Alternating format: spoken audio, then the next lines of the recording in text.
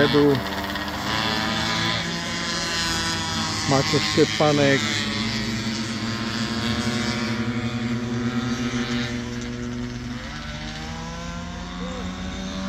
Niečo mi to blbne v tej kamere, lebo sa mi to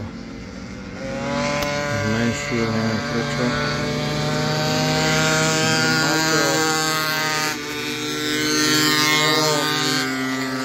Martin a Jano.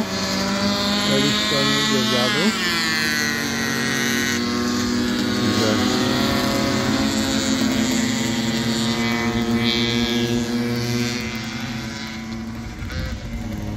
Maťo hneď v prvom kole s dosť veľkým náskokom. A vidím, že Elo už predbehol Martina.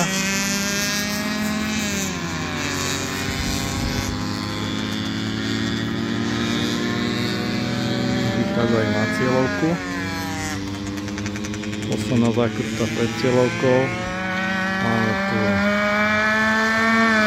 Maťo Štepanek.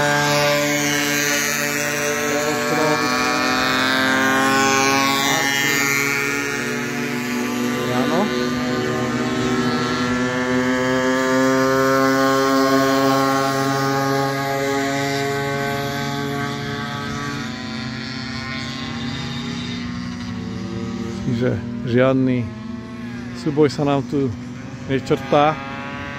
Dosť veľké rozostupy medzi nimi. Máte Štepanek. Pekný prejazd. Velotron. A za ním Martin.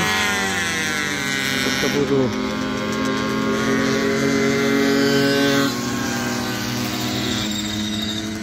Jano.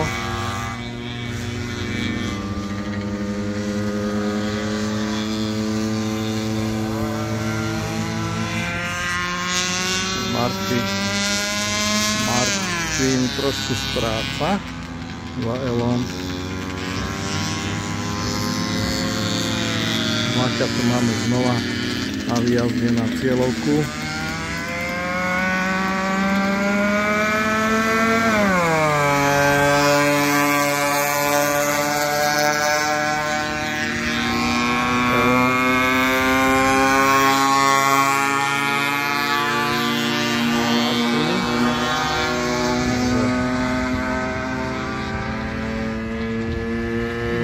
Rozostup.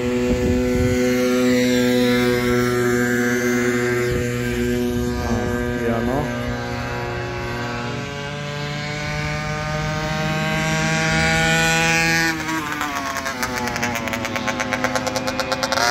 Matejovi to ide excelentne.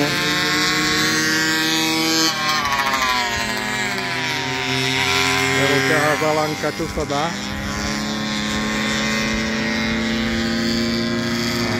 Martin sa snaží udržať za Elom,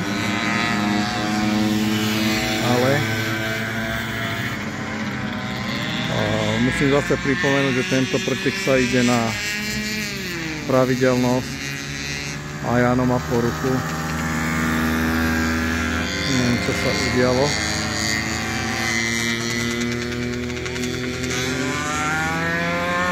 A na tú pravidelnosť sú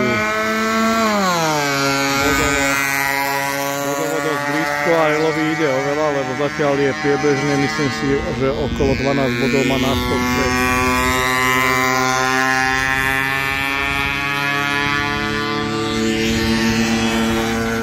Matejom. Za ním je, myslím, Jano alebo Martin, neviem presne, je to celé také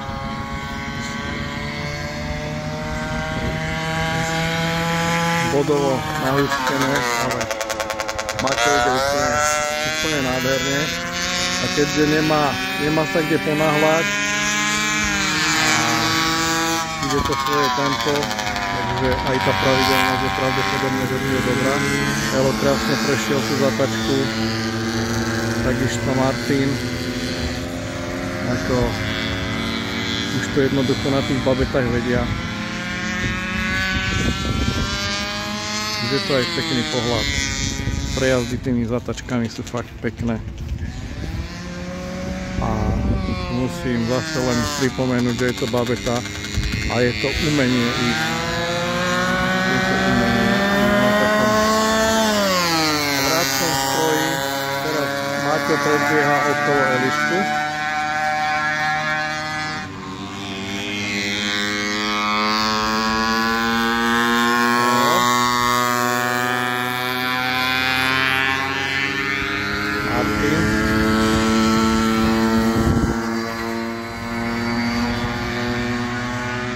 Príde taký zhruba 2-sekundový rozdiel na kolo medzi Elom a Matejom. Tu zase Matej.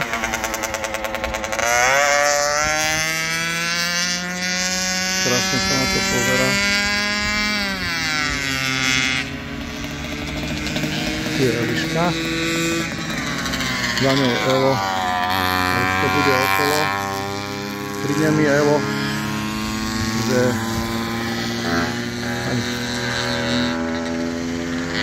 tie zatačky ide na hrane.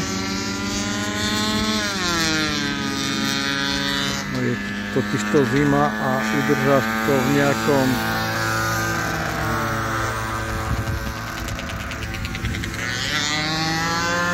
kola do konca. Máte 4 kola do konca. Obrovský náskok.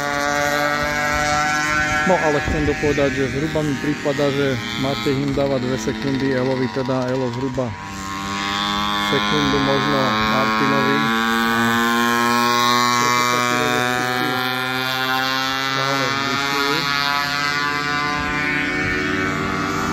Tu už predbehol Martin Elišku okolo.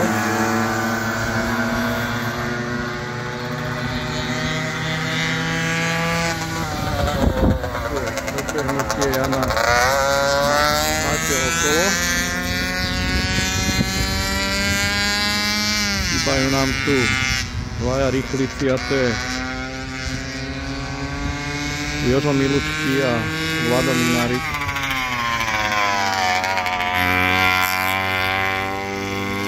My sa pohybovali niekde na úrovni Mateja. Jožo Milučky určite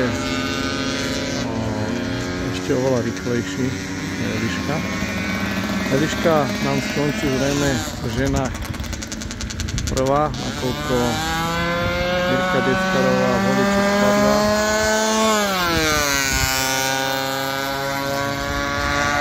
Prešla si s ťažkým úrazom. Zlomená kľúčnako, sprasknuté rebro, narazené pľúca. Nebolo to jej chyba, bolo to zrejme chyba mechanika.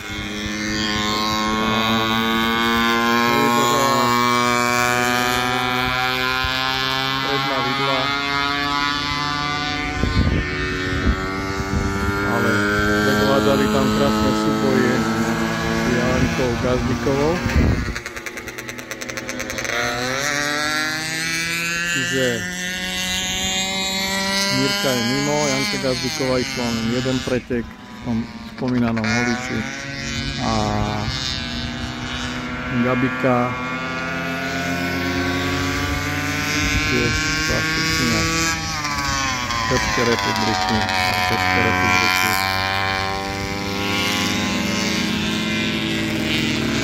Tento pretek vynechala.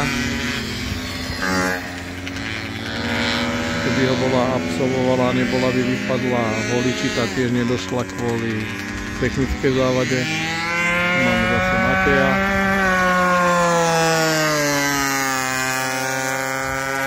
A máme posledné kolo, Matej práve vošiel do posledného kola.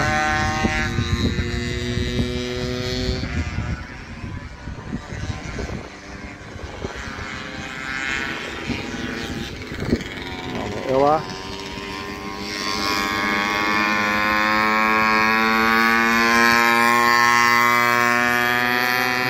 Bezpečne druhý. Martin na rýchlo bezpečne tretí. A Jano s tým bojuje, dostal kolo a za ním Eliška. Takže idem sa presunúť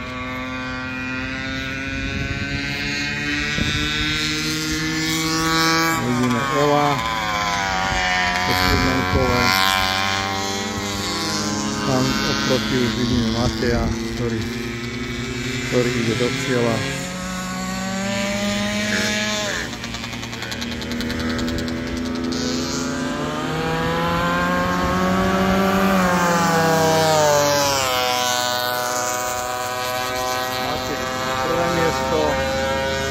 Na rýchlosť, opakujem, že na rýchlosť, na pravidelnosť to môže dopadnúť úplne inak.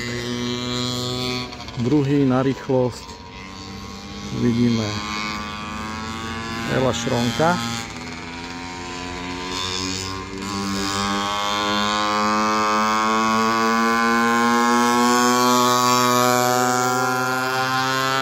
Odmávnutý Martin.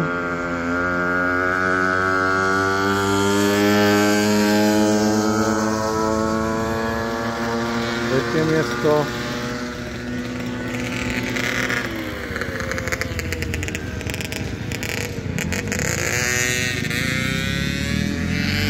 Štvrté miesto. Marian. Došiel.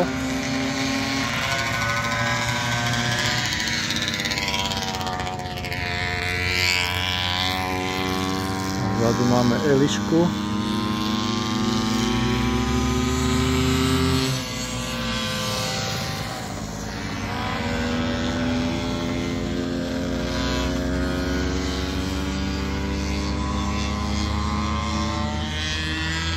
Tam je. Takže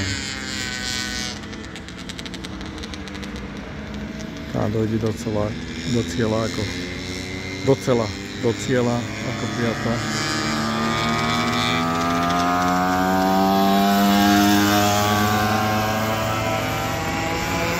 A je tam. Matej nás zdraví. Elo nás zdraví.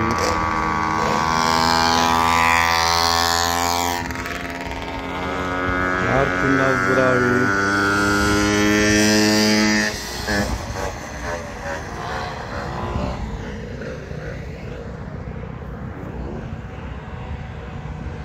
A počkáme si, kým dokruží.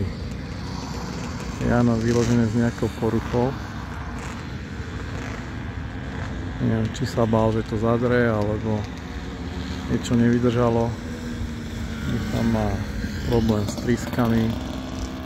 Mal tam malú trysku a nemal väčšiu do svojho karburátora.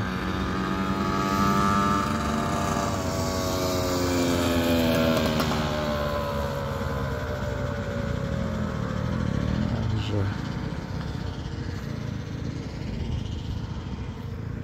Eliška je vzadu, tak si môžeme vychutnať, kým dojde.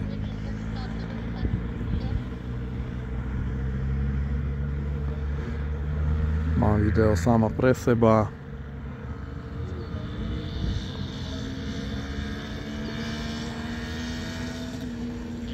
Tá ide na istotu a musím pripomenúť zase, že čo sa týka pravidelnosti, nakoniec sa môže umiestniť aj na prvom mieste, takže